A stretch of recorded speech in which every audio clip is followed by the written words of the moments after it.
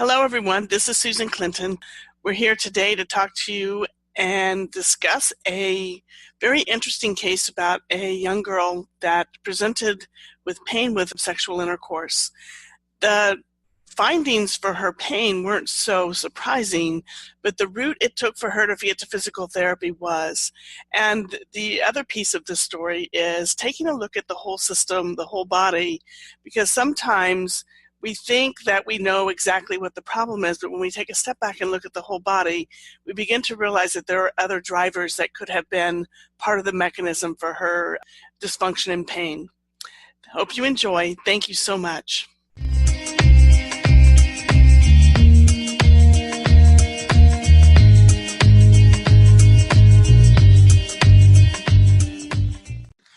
Hello, everyone. Welcome to Tough to Treat. This is Susan Clinton and my co-host, Erica Mello.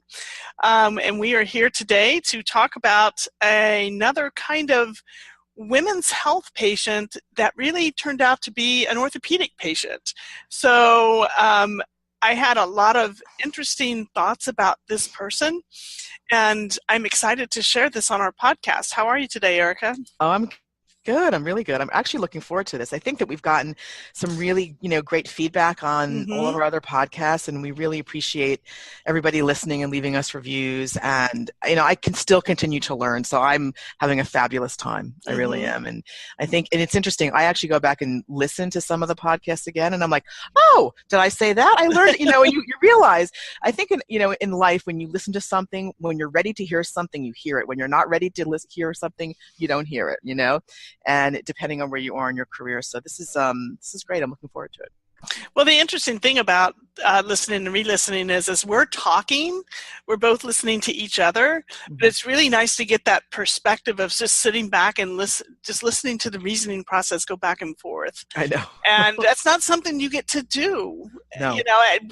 Even when you're in your own mentoring session, with somebody, you get to hear and talk, but you never get that perspective of, just kind of circling back to it and going, did I really say that? How did that come across? Was that a good thing? Was that a bad thing? I like the way that went together. I mean, it just is very interesting, and it really helps embed the reasoning down a little bit differently. Yeah, for sure. For sure. So this has been good for both of us. Okay, so here we go. This is a 21-year-old female who got in touch with me because her main complaint was pain with intercourse. So she scheduled an appointment and came in, and, from a women's health perspective or a pelvic health perspective, most everybody is thinking, pain with intercourse, dyspareunia, upregulated pelvic floor, she's young, what's going on, all of the different things that are happening that, you kind of start doing as anticipatory when you hear a certain, quote, diagnosis, which is why it's really great to take a step back and go, they're not a diagnosis coming in. This is a movement system problem. Right. And what has gone wrong in the movement system, and not focus on, okay, it should be this or this or this, but hey, let me just look at it from a movement system problem. Yep. So it's very interesting. Her history was about a year and a half ago, she started having pain with intercourse on the left side. And she said that it was at a time when she was in school and it was pretty stressful. There was a lot of sitting going on, studying hard, doing different things, and that it just continued, and it just, even school is over and she's working now and things like that, it still continues. And that the only time she has this pain is during intercourse. So, and I asked her, I said, do you have it with sitting? Do you have it with moving? What do you do with exercise? All of the different questions, only with intercourse. And it's like, okay, so tell me just a little bit about what you have done and what you expect. So she said that she immediately, in the beginning, she didn't think too much of it, but then she started hearing people talk, and she got nervous and started worrying about, well, maybe this is something besides, just a pain. Maybe I need to go see what this is. So she went down the road of going to several different OBGYNs. And the interesting piece about all of this is that how quickly they wanted to go to, I think you have polycystic ovary disease. I think you have a cyst that maybe is bursting. I think you have endometriosis. Oh boy. Yep. And one even went so far as to say, well, we just need to put you on Lupron shots. Oh gosh. A 21-year-old 21 female years with old. pain, just with intercourse, on Lupron shots? Really? No. Yeah. Yeah. So through all of this, she had numerous scans, an MRI. I mean, I can just name all the things. The one thing she didn't have, thank goodness, was a laparoscopy, which is how they diagnose endo in the first place. Yep. And finally, somebody guided her to who I consider the premier gynecologist in the Pittsburgh region, just a fabulous physician who listened to her story, and he deals with pelvic pain and vulvodynia and all of these things all the time. He's like the number one guy to go to. And he really listened to everything she had to say, and it was all coming up with the same things that I was asking her, because one of the things I wanted to know was her pain cyclic. You know, did it come and go with her menses? Did it get better after menses was over? Did it get worse before? Or vice versa? Did it come on with bowel movements? You know, all of the different other kinds of things. Do you have pain with a gynecology appointment? You know, when they put the speculum in? Yeah. You know, only maybe a little bit on the left side, not terrible, but, you know, speculum did bother her a little bit. Anyway, so he asked all of these questions, and he finally looked at her and he said, I think you need to go see a really good physical therapist. Oh, I don't think that this is a medical issue at all. And so she was still very, very, very nervous sitting there. And, you know, so we were talking and, you know, talking about, yeah, this was great that he said that and this. And I said, so after all of this is said and done, you know, we're going to do an exam and move around and see what we can find here. But what are you really, really, really worried about? Like, you know, what's happening here? You know, are all your questions answered medically? Or, you know, she said, and so she just like broke into tears. She said, what I was really worried about, and I think I still am a little bit, is that this is going to impact my ability to have children sometime down the road. Oh boy. Yeah. Wow. Right? Wow. Yeah. Yeah. Wow. You know, and she hadn't expressed that before. Yeah. It was running in the back of her mind. And so it was really nice to be able to say, but you know, that you had found this great doc who, if there was anything to follow up and work up on that stuff, he would have done it. You know, so let's see what we can figure out. Because I told her, you know, I said, it sounds mechanical to me, but let's go see what we can find. Right. So one of the things that I also asked her was, what, you know, obviously is, what do you like to do? I mean, I know you work. She does a lot of standing and some lifting at work and things like that, you know, in the healthcare field. But, you know, it's what do you like? What's your jam? What's your exercise jam? What are you doing? Well, I love going to the gym with my boyfriend. She's had the same boyfriend for a couple of years. So she does not have any issues. You know, it's the relationship is great. Everything is fine. It's just this pain when they have sex, you know? And so anyway, but she likes to go to the gym with her boyfriend, and they like to lift. You know, so she works out and she does some lifting, which is fabulous. It's like, okay, great. And, you know, and so I just asked her, I said, so tell me about sex. You know, do you always have pain with sex, or does it vary position to position? I was going to ask you know, and she was, you know, very frank in saying, we just kind of basically do the missionary position, and, you know, no judgment. It's like, okay, that's fine. So that gives me a lot of information. So let's take a look and see what's going on. So I just basically did, you know, quick back exam. And as soon as I started to get her to bend over and stand up and lean backwards, then she says, oh, by the way. Of course. Don't you love that? I forgot to tell you. By the way, I've had this chronic right back and hip pain for the last year that really is bothering me when I lift, and actually seems to get worse after exercise.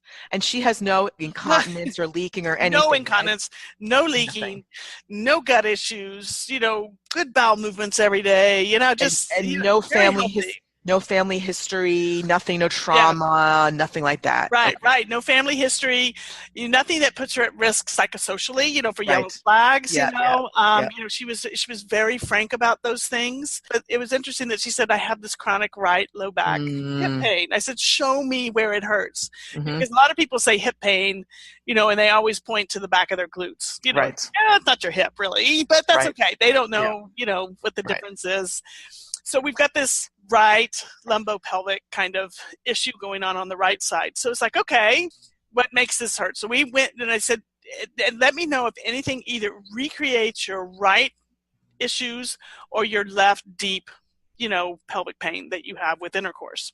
Mm-hmm. So we go through and we do movement, and the back lights up pretty fast, as you would come to expect with a back issue, that for somebody who is tall and thin and a little bit maybe hypermobile, just has an irritation in that area that's been set up there now for a while, and just bothers her with a lot of different movements. So we just kind of went through all of that. Nothing made it spread down the legs. She didn't have any neurological problems. Yes. Nothing dural issues or anything like that. Slump tests were all good. All of that kind of stuff was I was just going to ask that. Go so ahead. You did the lumbar, you did, just for the listeners, you did all the lumbar basic moves, you did the slump test, nothing really. Mm-hmm. Okay. What lit up the back? Flexion. Uh-huh. More than extension. And side bending away more than side bending too. So more opening than closing, which kind of, again, a movement system, you have to look at them as that, because I would look at her and immediately think, oh, probably hypermobile. I bet closing, the facets were going to be a little bit more problematic for her, and it wasn't. It was more the opening.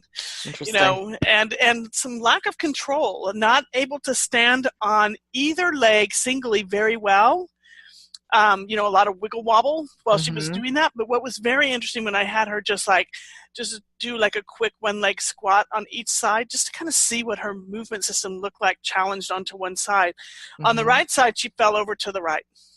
On the left side, she went down, but she kind of did this corkscrew little thing as she went down and came up. It's like, I said, any problems with either one of those? No, it just feels kind of funny. Nobody's ever asked me to do it. I'm sure I could do it better if I tried. I said, I'm sure you can. You're going to motor learn really quick. So Right. So go ahead. No. How was her abdominal tone or anything? Was she gripping anywhere that she shouldn't be, or? Not really. She kind of held herself a little bit stiff in her upper quarter.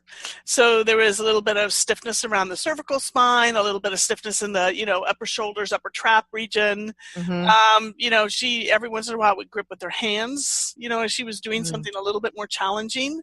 So it just seemed to me that it wasn't really like where she was over gripping. It was more like she just wasn't recruiting well, through her whole central system as much, and it wasn't that she wasn't recruiting, but maybe not coordinated in a really nice way. Right. So I think that looking at the movement system piece of the right back and hip was that she had lost that inability to move the back without moving the hip, or move the hip without moving the back.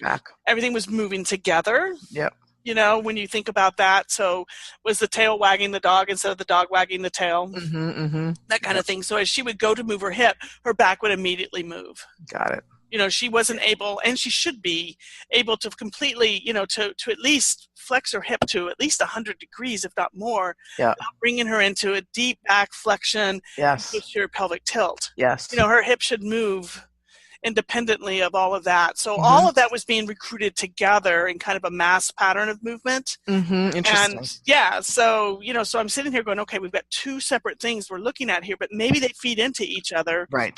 Where is the link here? So I got her on the bed, and, I wanted to just isolate and look at some joints and see, does this right hip really bend? When I get her on her back and I can keep her back still, can I get the hip to bend? Yes, of course. Everything moves very nicely. It's that mass pattern of movement. So I got over, checked, range of motion, looked at everything, and I went over to the left side and I checked, and it was very, very interesting. She had very limited left internal rotation. Oh, interesting. Compared to the other side. So, and she has pain when she has sex laying on her back in the missionary position. And so I tested again, and it was, and, we did a little, hold, relax. Can we get that moving a little bit? And I said, while you're in this position, show me how you are with sex. I mean, just kind of see if you can put your legs in the same position and do it. And she goes, well, this is kind of what I do. She rolls over onto her right side a little bit, and then she starts to internally rotate her left hip. Oh, interesting. Very interesting. Yeah. It's like, okay. So I said, are you willing to have a pelvic exam? I want to palpate some muscles and pull out the pelvis. And I showed her where we were going. I said, I don't think it's problem with these muscles, and I have the pelvic model and show her the levator ani muscles. I think it's the left obturator internus. Internus, yeah, right. Which is an external rotator. Right, right. So if it's tight, it's not going to internally rotate very well. Right. So, and I'm thinking, okay, left side, let's see. So as I go in and start to do the exam, as I start to move over to that left side, you can just see all the guarding and everything come up. And a lot of the left leg actually adducts and internally rotates. And I said, is this your pain? And she said, this is exactly what happens in sex. So is she protecting? She's protecting, and it's painful to touch. Yes. So got it. So as I got her, I said, okay, I get it. So I'm going to back off, but let's see if we can't just get you to find a way for this to not be painful to the touch. Okay, so we just kind of played around and got her to understand that if she could actually let her left leg drop into a little abduction and external rotation, she felt better immediately. So why was she doing that? Right. So I'm not real sure. We talked a little bit, and I said, by chance, do you happen to sit? What kind of a chair do you sit in at home when you're studying and doing things? And so do you sit on the couch? Do you sit in a chair? Where's your go-to place? Yeah. So her go-to place to sit is to sit in this big chair with her legs windswept to the right. Of course. Makes sense, right? Yes, exactly. So she's developed, she's just developed some patterns in there, and it's painful. And so because it became painful, now the guarding response is such that she's trying to keep anything from coming near that left side. Yeah. Instead of letting it go and just allowing it to happen, she set up this protective mechanism. And so it feeds into the tenderness rather than, so we did some stuff. I had her do some gentle hold, relax, and do some different things with her legs. And, we did some movement stuff. And I said, let's try again and see if you can't breathe through this. And you just tell me. This is up to you. You tell me as we go. And she got to the point to where she could actually let go and let that happen. Which was really nice. And her pain level went down quite dramatically. It was still tender, obviously, but I was able to get her to understand that if you change your position in the way you're doing it and don't fight it, that it perhaps actually may even begin to feel better. And right. So that's what we discovered together with some different movement pieces. Go ahead. So when you started having her, when she was aware that she was doing this, made aware this was her posture or her movement pattern, and that she could take her leg, that you gave her permission to take her leg into external rotation abduction, did that obturator internus, did the tone decrease? Was it better? You didn't have to go in and do any release work or anything like that. No, didn't have to do any release work or anything. Okay. Everything changed, and we just went by symptom because right then and there, we were in a position where we could recreate the symptom, and so let's find a way to move that's not going to recreate the symptom, and talked a little bit about, remember, pain is a call to action. So when you feel it, there's no reason for you to suffer through it. Let's stop suffering and let's find a different way to move so that you don't feel this pain during this act of intimacy. And so she was able to breathe and calm down and kind of gain some confidence that, and I think the other piece of that was that once that she has begun to understand that there's nothing wrong with her organically, you know what I'm talking about, like a fear of not being able to have children, that something's wrong, I've done something wrong, my ovary is dead, something like that, whatever she was feeling. Right. And she was able to kind of begin to start to focus on, this may just be a joint thing. Yes. Mechanical thing instead of a, organic disease thing, which is really a nice leap when people can, get past the fact that all the medical signs and symptoms are not there. There's no red flags, so that's, when you eliminate the possible and the impossible, then you're left with the improbable. No matter how improbable it is, you still need to look at it. Right. And so people have to kind of realize that deduction process, thank you, Sherlock Holmes, before we, to be able to start to accept that, how can a joint problem, give me this pain with this act? Right. And that's a different way of thinking that, this is, the pelvis is bones, muscles, ligaments, joints, nerves, like the shoulder, like the mouth, like the neck, like, anything else. So what we're dealing with is a neuromuscular pattern issue here. Correct. That's just kind of been set up, and fear has driven it. Yeah, and especially since she sits in that windswept pattern, that must be, I mean, I'm used to sit that way. That is painful, I have to be honest, after a while, because even though your body just gets used to it, so she, if you keep doing what you always got, you're always going to get what you always get, right? Exactly. So it's like if you sit that way, you're going to adopt that pattern because it's comfortable and easy for you, and you don't realize that may be feeding in to this dysfunction, this movement pattern. And people, I find that a lot in my practice, and I'm sure in yours, people, it's what they're doing all day long. Right, it's the dominant patterns. This movement pattern, exactly. And the minute they're aware of it, they're like, oh, I can correct that myself, right? And with a little prodding from us, or at least at the very least education, and giving them permission. So I think this is really interesting. So when you were doing, so basically she's on her back, just for the listener, she's on her back. You're having her do external abduction. Anything else? Any other movements? Like, I'm just asking. Yeah, no, we basically, because I was actually doing the muscle exam on the internal pelvis on that side, once we found it, I just decided this is, we've already had this history. I've already moved her. I already saw the mass pattern of movement on the right side. I just wanted to see, what was going to happen here. We found it. And I began to give her things to do immediately, because what she wants to be able to do is to go home and have sex with her boyfriend and not have pain. Right. It was like, this is where we're going to be today. Yep. Let's work through some things that you can do to see if this gets better. Then, of course, she got dressed and we talked a lot about it again. And I asked her how open she was to changing positions and postures. But I said, there may be, while this begins to change, you might think about sideline or, prone, or, just a lot of it maybe on top where you have control, just some different things to kind of keep in mind. But I said, the biggest thing is, use those things you learned here today when you guys are together and see how it goes. Let's just see how it goes.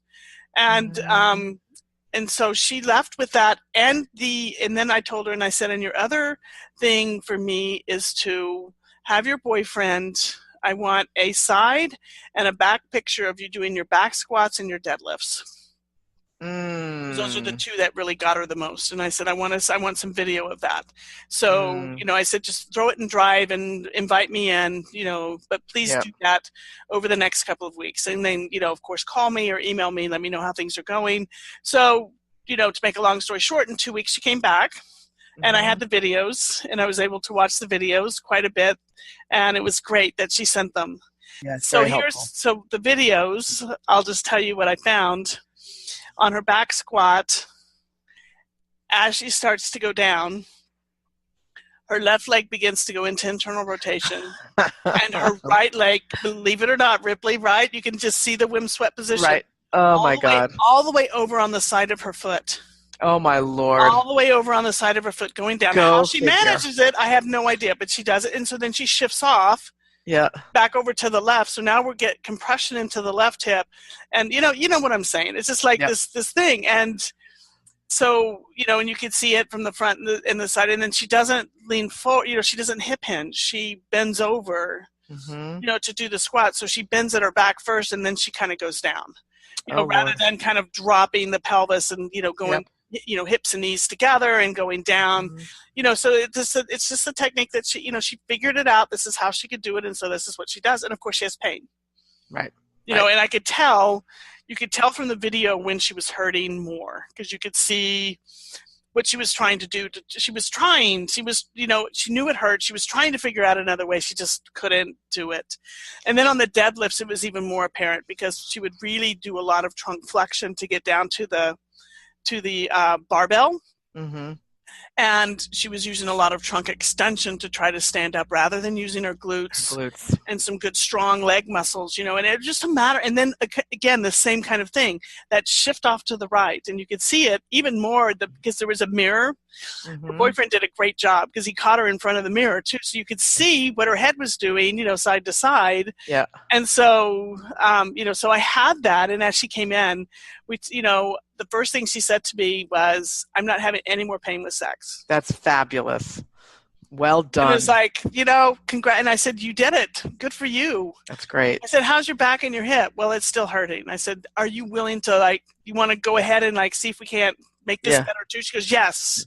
That's great. Let's do it. So, That's great. So we she and I told her, I said, don't be afraid of flares. Every once in a while, this may come back again, but at least you know what it is now, and you know how to kind of get yourself out of it. And as you get stressed, or if you kind of find yourself posturing or positioning, in a chair a certain way for a long period of time or whatever, and this comes back, please don't worry. Just do your things. If you need to get into trouble, come back and see me. We'll talk through it again and see what we can figure out. But for now, let's just go. And she goes, and it didn't hurt in the missionary position. So that just told me that I'm not going to do this is the way I want to have sex with my boyfriend. And it's fine with me. Totally fine with me. It's like, great. That's perfect.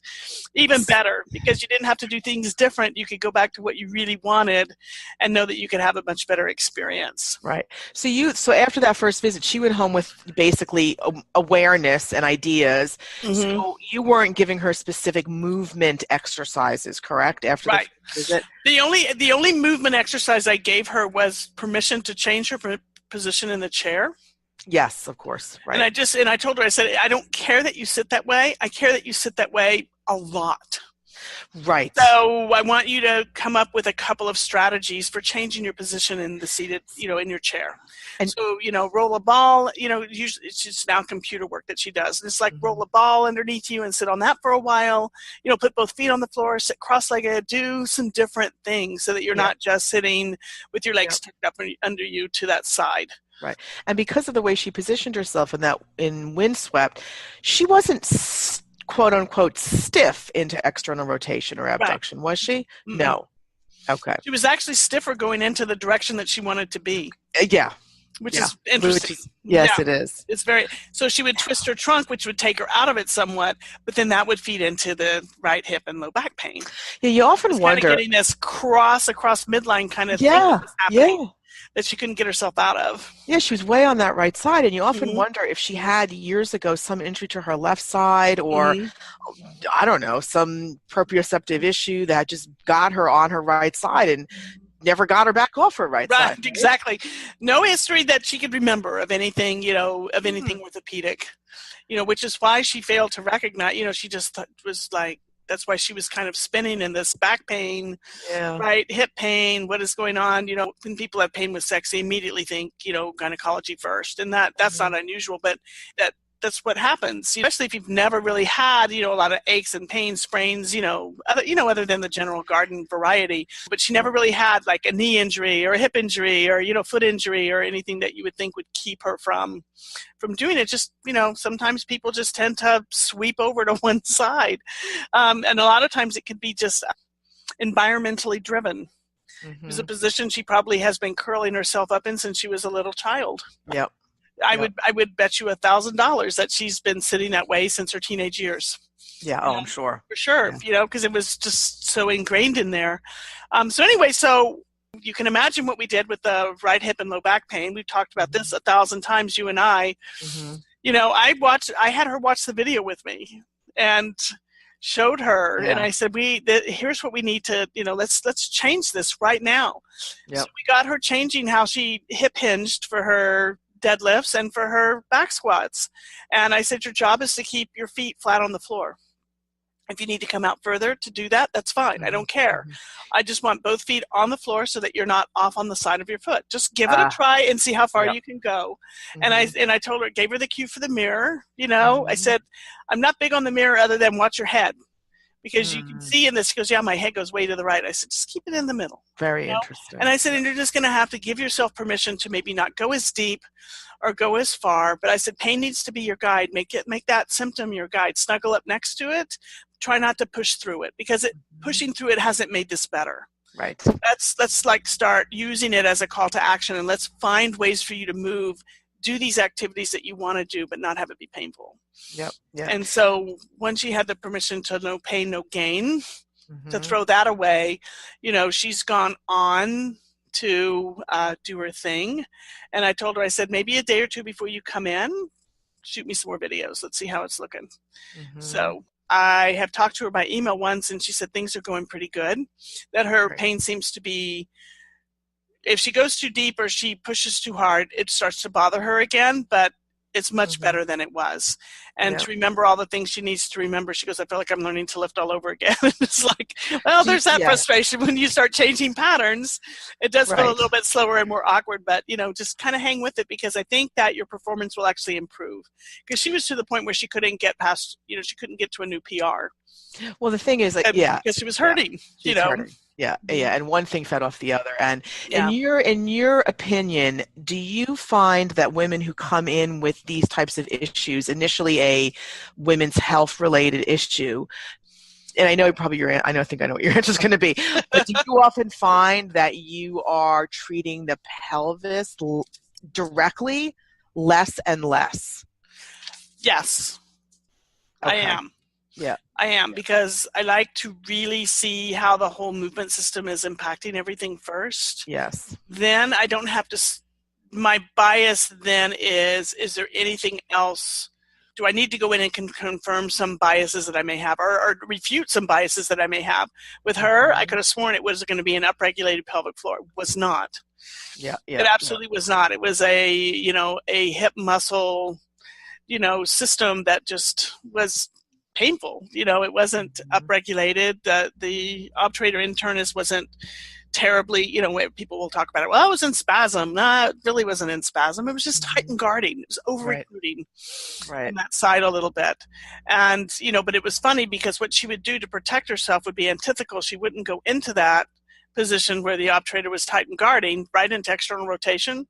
She would go into internal rotation, where she couldn't move as well, in a deduction. So it's a movement system deal. Yeah, no, I agree. And it wasn't really like we just need to teach this muscle to calm down. No, it's like, let's get her to move in a different way. Right. So my answer, that was a roundabout way that I didn't even answer the question. So oftentimes when I go into the pelvis, it'll be to, decide what else is going on that I may be missing, because the pelvic floor itself, if it gets into trouble, i.e. following childbirth, and there's tearing or there's injury, it doesn't always spontaneously rehabilitate. It's like the central system. There's all these other triggers and switches the body can turn on, or the brain can turn on. If our pelvic floor isn't working, we tend to breath hold. And that's a common pattern that I see across the board. The abdominals tend to let go. We tend to tighten our back and have this extensor pattern mechanism of, this over-recruiting of the back extensors to tighten up that thoracolumbar fascia, because the abdominal spring has been sprung. It's either under-recruiting or it's just too long. So I look at the pelvic, when we're looking at the orthopedic piece, I'll look at the pelvic floor that way.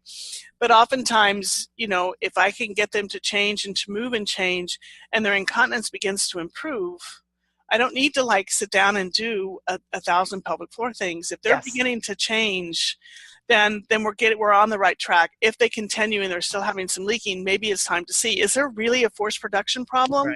Or is it an over-recruiting problem and that pelvic floor is being held too stiff?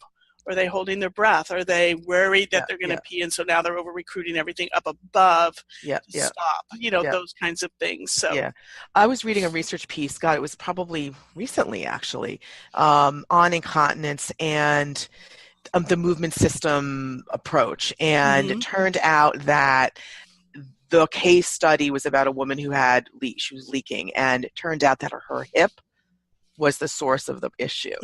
And it was more similar to what your patient is today, but they're so closely related.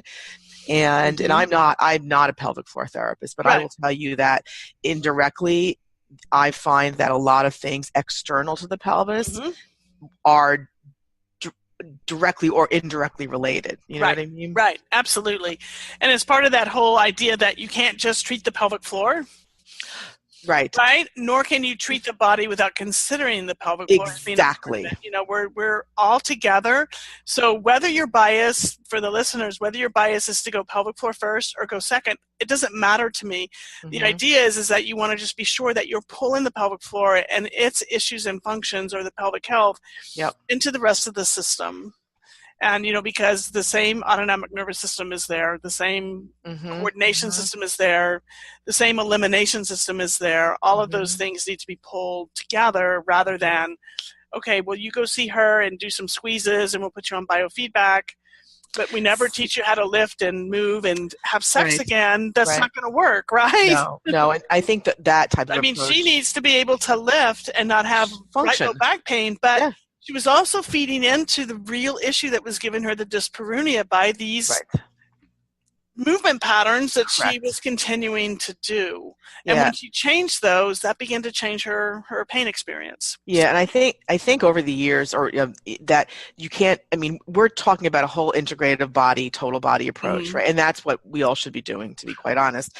But I think a lot of people tend to either focus very heavily on either releasing the pelvic floor muscles or doing specific exercises for them, and I don't necessarily think you need to do those by themselves. Everything is related, and I think in our earlier podcast, I think it was the first one we did on my patient with back pain, she had been over-recruiting her pelvic floor, which was giving her back pain. Right. So I think that we need to sort of really look at the whole body and the whole movement. We're a movement profession, for God's sakes. We have to look at that, right? So this woman, she basically came to you for what, a couple of visits, and I've seen her twice. Good to go. I've seen her twice.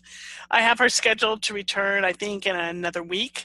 So I'm awaiting her videos to see how that's looking. That's great. But I haven't heard from her, so I'm going by no news is good news, because she was one who definitely would have emailed if things weren't. She really wants to be at the gym with her boyfriend, and if things weren't going well, she would have definitely let me know.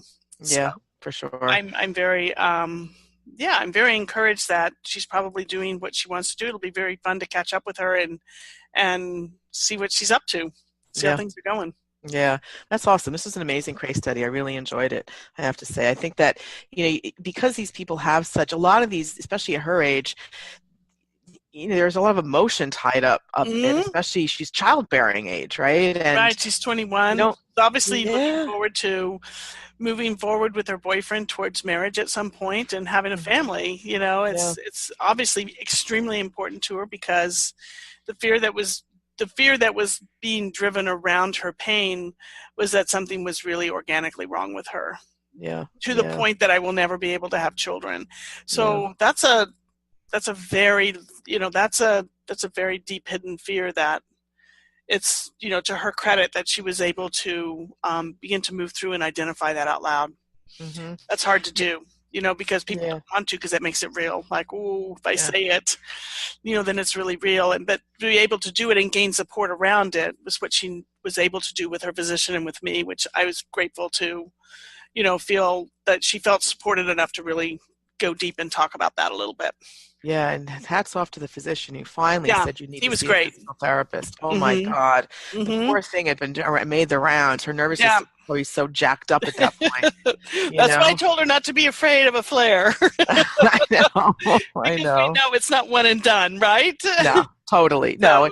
I think if people know that a flare is a possibility, and that we just have to kind of keep sorting and going, that it's just that your system has been set up to kind of have this experience. So a lot of things feed into that experience, and it may, it doesn't mean that you were wrong and this was wrong. It's just a flare, and it's don't be afraid of it. They're going to happen, and it's okay. Yeah, and it's all about expectations. If they expect to have it, then the reaction. They're not freaked out as much about it. Nobody wants to have them, but they can get themselves to the other side a little easier with the evidence that, if I just do this and this, maybe it'll get better. And then it does. And it's like, okay. So. That's great. Loved it. It was great. All right. So thank you, everybody. If you have any comments, please leave them. We're always excited to get comments and hear what your thoughts are. And of course, please go over to iTunes and leave us a review and subscribe to the podcast if it's meaningful to you. It's certainly meaningful to us. Thank you so much for your time. Have a great day. Bye. Thanks, guys.